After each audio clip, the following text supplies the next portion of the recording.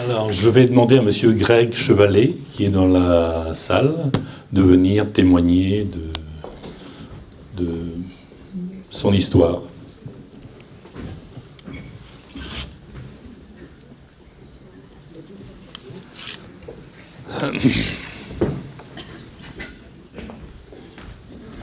Vous voulez vous asseoir, debout, comme vous voulez. C'est trop bien. Allez, très bien. Okay. Bonjour à tous. On a l'impression que vous êtes encore plus devant. Hein. Merci au Dr Schwartz pour cette participation, j'ai envie de dire, qui nous éclaire pas mal. C'est très intéressant. Alors je suis là pour vous expliquer un petit peu ce qui m'est arrivé. J'ai eu un jour une crise d'épilepsie, j'allais très très bien. Et j'ai eu une crise d'épilepsie, comme ça, un soir. C'était le 13 septembre 2016. Et je me suis réveillé aux urgences avec ma femme et puis ma belle-sœur. Et puis voilà, en quelques minutes, c'est arrivé. On m'a annoncé un cancer. Et puis tout de suite évidemment la panique. Et puis on rentre dans un espèce de train-train, on écoute ce que disent les oncologues, on écoute un petit peu ce que tout le monde nous dit, et puis on subit pendant un certain temps. Donc on fait ce qu'on nous demande. Et puis ça va de mal en pis, pour parler clair, c'est-à-dire qu'un mois après, la tumeur avait doublé, voire triplé, puisque j'avais commencé à 3,5 cm ici au lobe temporal gauche. Je n'ai pas eu le droit d'avoir une exérèse, puisque c'était trop dangereux. Et donc, un mois et demi après, on était arrivé à 12 cm 8 sur 8,5. Donc c'est quand même assez imposant, c'est assez impressionnant à voir, et à vivre également. Et puis on a commencé, évidemment, tout ce qui est rayons, et puis chimiothérapie. Au début, on a quand même eu un résultat assez satisfaisant, puisque au bout de 5 jours de rayons, on a quand même eu une descente importante, quasiment de la moitié de la taille de la tumeur. Mais par contre, je n'allais toujours pas bien. Et puis un jour, j'ai quand même mon médecin généraliste qui est venu me voir tout de suite en me disant, dès le départ, il faut ajouter des choses. Alors il a cherché, il a trouvé des choses et il a trouvé des premiers compléments alimentaires. Donc évidemment, le plus connu, c'est le curcuma mélangé au poivre, parce que bon, le curcuma tout seul, ça ne sert pas à grand-chose. Il a trouvé l'huile de nigel, il a trouvé pas mal de choses que j'ai commencé à prendre. Et puis un jour, je suis tombé sur effectivement ce bouquin que je me suis empressé d'acheter et où j'ai pu comprendre tout ce que Schwartz vient d'expliquer. Déjà, ça m'a fait du bien parce que je me suis rendu compte que c'était pas si compliqué que ça finalement le cancer. Et un jour, j'ai vu un reportage à la télé sur ce bouquin et puis j'ai reconnu le docteur Le Texier, donc je suis venu le voir. Moi je suis du nord de la France, hein, je suis de Picardie, et il n'y avait personne qui parlait de ça, donc je suis venu vous voir, j'en suis bien content. Et il m'a expliqué un certain nombre de choses. Donc effectivement, le traitement métabolique, que j'ai pris à partir de ce moment-là, donc c'est-à-dire à peu près 1 an après ma première crise d'épilepsie. Et puis il m'a parlé également d'autres choses. Ça on l'a mis en place tout de suite, mais il m'a parlé d'autres approches concernant le cancer qui peuvent éventuellement être intéressantes.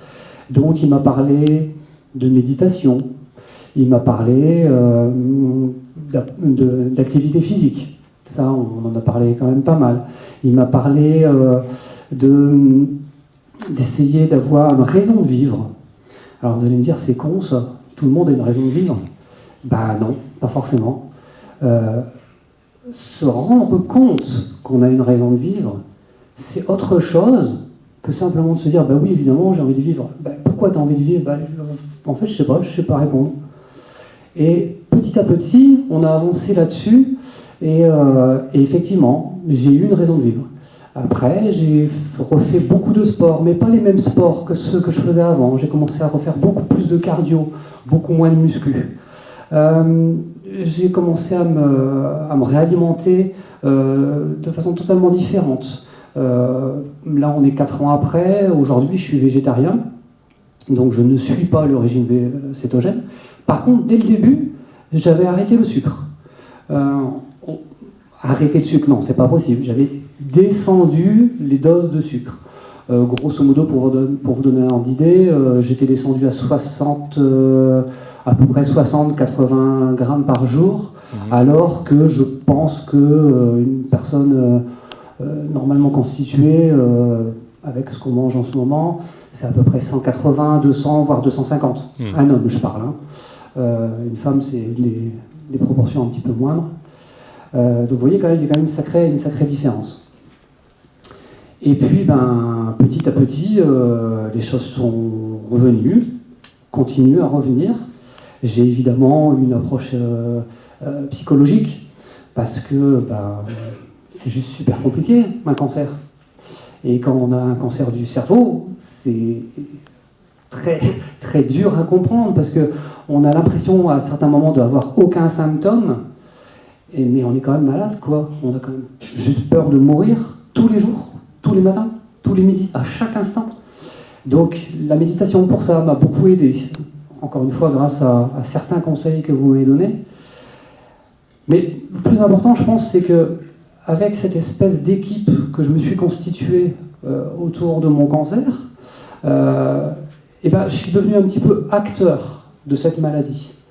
Alors s'il y a un truc que je veux vous dire, c'est en aucun cas je voudrais vous dire il faut faire ça, il faut faire ci, il faut faire ci, il faut faire ci, vous allez voir ça va marcher.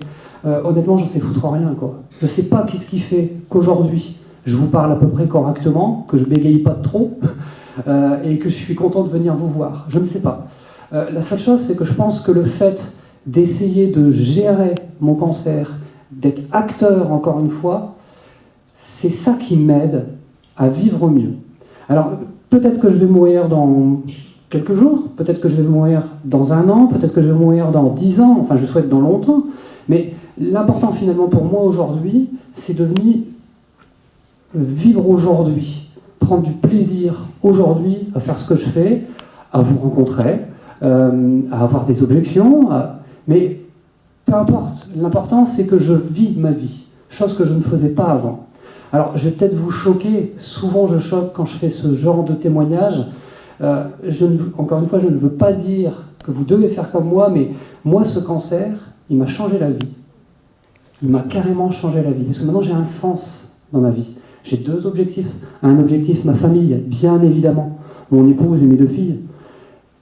Et mon deuxième objectif, c'est essayer d'apporter un petit peu aux gens des choses que la plupart des patients ont en eux, et qui n'osent pas forcément mettre en branle.